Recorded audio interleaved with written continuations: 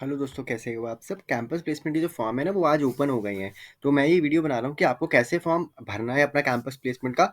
और इस वीडियो में हम वो चीज़ें भी डिस्कस करेंगे कि क्या एक इम्पॉर्टेंट चीज़ें हो सकती हैं जो को आप भर के अपने शॉर्ट लिस्टिंग के चांसेस को बढ़ा सकते हो कैंपस में।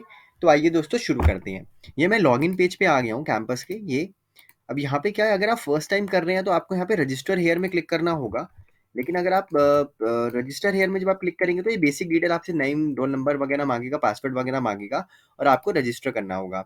कई बारी मैंने ये देखा है कि स्टूडेंट क्या इशू फेस करते हैं कि जब वो रजिस्टर हेयर में क्लिक करने के लिए जाते हैं तो वहाँ पे ये वो दिखाता है कि आप ऑलरेडी रजिस्टर हैं। तो इस केस में आपको क्या करना है, आईसीआई को मेल करनी होगी और आईसीआई बैक एंड से आपको आपका पासवर्ड प्रोवाइड करेगा। उसके बाद ही आप यहाँ पे रजिस्टर कर पाएंगे, राइट। रजिस्टर करने के बाद आपको यहाँ पे लॉगिन कर लेना है।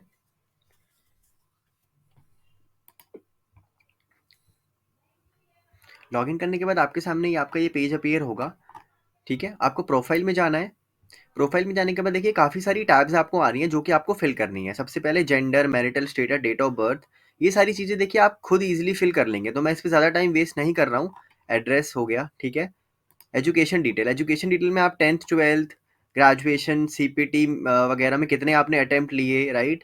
अटेम्प्ट कैसे कैलकुलेट करने हैं उसके लिए मैंने एक सेपरेट वीडियो बनाई हुई है, तो आप वो भी एक बार रेफर कर सकते हैं अगर आपको अटेम्प्ट में कोई डाउट होता है तो। और ये सारी चीज़ें आपको यहाँ पे डालनी है। ट्रेनिंग डिटेल्स कि आपकी एमसीएस कंप्लीट है कि नहीं, मेंबरशिप नंबर है कि नहीं आपके पास, training detail for the CA course.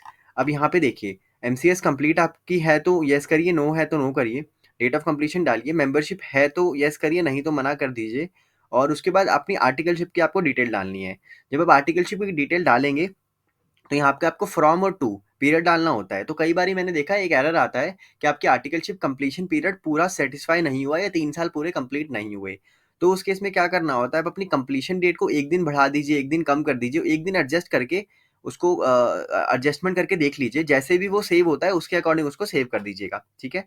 तो आर्टिकलशिप का पीरियड यहाँ पे डालना है। अगर आपने इंडस्ट्रियल ट्रेनिंग की हुई है तो यहाँ पे आपको वो डालनी है। कंपनी नेम आपको डालनी है और इंडस्ट्री, वो जो कंपनी है वो किस इंडस्ट्री से बिलोंग करती है। आप कॉमा कॉमा डाल के अपनी इसको बढ़ा भी सकते हैं, ठीक है। वर्क एक्सपीरियंस, ये जो वर्क एक्सपीरियंस है ये आर्टिकलशिप की बात नहीं करता है। अगर आर्टिकलशिप के बाद आपने जॉब की है तो आप यहाँ पे यस करके वर्क एक्सपीरियंस डाल सकते हैं, अदरवाइज आप यहाँ पे नो ही रहने देंगे। हॉबीज अटैचमेंट, देखिए मेरा ये मानना है जितनी आप चीज़ें फिल करेंगे उतने आपके चांसेस इंक्रीज होंगे। तो अगर आपको कभी भी कोई स्कॉलरशिप मिली है तो यहाँ पे आप यस कीजिएगा। प्राइज अगर आपने लिए हैं तो उसको यस कीजिएगा, अगर जो भी एप्लीकेबल है उसको यस कीजिएगा।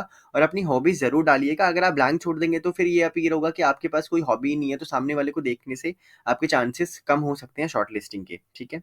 अचीवमेंट अदर का ऑप्शन भी आ रहा है। इनके अलावा अगर आपको ये लगता है कि आपकी कोई अचीवमेंट है तो वो आप यहाँ पे ज़रूर स्पेसिफाई कीजिएगा, खाली मत छोड़िएगा, ये मेरा मानना है, ठीक है। इन सब चीज़ों से आप अपने थोड़े से चांसेस बढ़वा सकते हैं स्कॉलरशिप के। जॉब प्रेफरेंस में मेरा ये मानना है कि पोस्टेड एनीवेयर इन इंडिया में आपको येस करना चाहिए, भले ही आप रिजिड हो पर फिर भी आपको येस कर देना चाहिए, सो दैट आपके चांसेस बढ़े। पासपोर्ट अगर है तो येस कीजिए। ट्रांसफेरेबल पोस्ट एक्सेप्टेड, इसको येस करना चाहिए मेरे हिसाब से। बाकी ये तो एक्चुअल बेसिस पे। Are you ready to place outside India, इसको आपके अकॉर्डिंग आप कर सकते हो, बट येस कर देंगे तो चांसेस बढ़ सकते हैं शॉर्ट लिस्टिंग के। एक्सपेक्टेड सैलरी, एक्सपेक्टेड सैलरी अगर आप बहुत ज़्यादा डालेंगे, जैसे आपने 14 लाख 15 लाख डाल दी, तो इसका मतलब ये नहीं कि आपको ज़्यादा सैलरी मिलेगी, और कम डालेंगे तो कम सैलरी मिलेगी।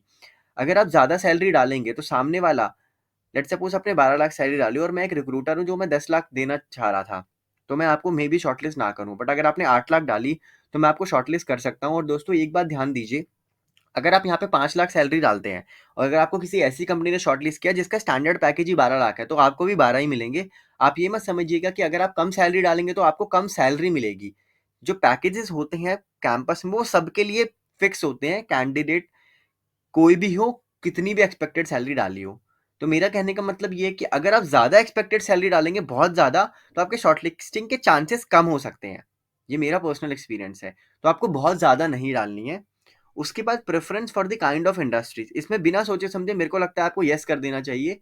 क्योंकि अगर आप नो करेंगे तो आप थोड़ा सा रिजिड कहलाएंगे। आप फ्लेक्सिबल दिखने चाहिए रिक्रूटर को, भले ही उसको आपसे एक ही इंडस्ट्री, एक ही उसमें एरिया में काम करवाना हो, बट उसको ये नजर आएगा कि यू आर फ्लेक्सिबल।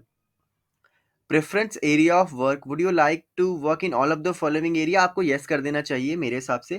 कैटेगरी तो आप एक्चुअल बेसिस पे करेंगे, ईडब्ल्यूएस फिजिकल इम्पेयरेंट ये जो एप्लीकेबल है उसके बेसिस पे करेंगे। अवेलेबल वेन्यू, वेन्यू पे आप करेंगे बिग सेंटर कौन सा आपको चूज करना है वो, और स्मॉल सेंटर, इसको बड़ा ही ध्यान से सिलेक्ट कीजिएगा क्योंकि बाद में फिर आप चेंज नहीं कर पाएंगे, तो आपको अभी ही ध्यान से सिलेक्ट करना है। उसके बाद आपको अपनी फोटोग्राफ यहाँ पे अपलोड करनी है और आप अपना सीवी यहाँ पे अपलोड करेंगे। सीवी और फोटोग्राफ अपलोड करने के बाद ये पूछ रहा है कि अवेलेबल मॉकअप सेंटर, ये ऑप्शनल है। मॉकअप्स आपके जो इंटरव्यू होते हैं, मॉक इंटरव्यू, उसके लिए ही होता है, बट मेरा मानना ये है कि आपको ये सिलेक्ट करना चाहिए। ऑप्शनल है, इसका मतलब ये नहीं कि आप इसको खाली छोड़ देंगे, ठीक है। उसके बाद लास्ट कॉलम है डिक्लेरेशन का, ये कुछ भी नहीं है, यहाँ पे टिक करके फाइनल सबमिट कर देंगे। एक दो चीज़ें मैं आपको बताना चाहूँगा, कई बार फाइनल सबमिट करने के बाद आपको फ़ी पे करनी होती है, कई बार फ़ी आपके बैंक से कट जाती है, बट आपका फॉर्म सबमिट नहीं होता है और यहाँ पे दोबारा फ़ी पे करने का ऑप्शन आ रहा होता है, तो इस केस में आपको आईसीआई को मेल करना है कि मेरी फ़ी कट गई है और यहाँ पे दोबारा पेमेंट कर देनी है। जब आपकी दोबारा पेमेंट हो जाएगी तो आपको कैसे पता लगेगा कि आपका फॉर्म कंप्लीट हो गया है, तो जो ये फॉर्म पे जो डैशबोर्ड था ना, यहाँ पे प्रोफाइल कंप्लीट, यहाँ पे प्रोफाइल में जब आप जाओगे तो ये टैब्स नहीं आएंगे, वहाँ पे प्रोफाइल कंप्लीट का ऑप्शन आ जाएगा। तो इसका मतलब आपका जो फॉर्म है वो कंप्लीट हो गया है और आपको पेमेंट का ऑप्शन भी नहीं आएगा। जब तक आपके ये ऑप्शंस आ रहे हैं और पेमेंट का ऑप्शन आ रहा है, डेट मीन्स आपका फॉर्म कंप्लीट नहीं हुआ है। तो बहुत बारी ऐसा होता है कि वो 2-3 बारी पेमेंट आपकी कट जाती है, बट मेरा मानना ये है कि आपको फॉर्म सबमिट करने पे प्रायोरिटी होनी चाहिए। अगर आपकी डबल या 3 बार पेमेंट कट गई है तो आईसीआई उसको रिफंड कर देगा। आप आईसीआई को मेल कर दीजिएगा और इस वीडियो को ज़रूर ज़्यादा से ज़्यादा लोगों के शेयर कीजिएगा और जल्दी कैंपस फॉर्म भर लीजिए। जितना आप लेट करेंगे उतनी लास्ट डेट में आपको प्रॉब्लम फेस हो सकती है, जिस वजह से आपका कैंपस का फॉर्म छूट भी सकता है।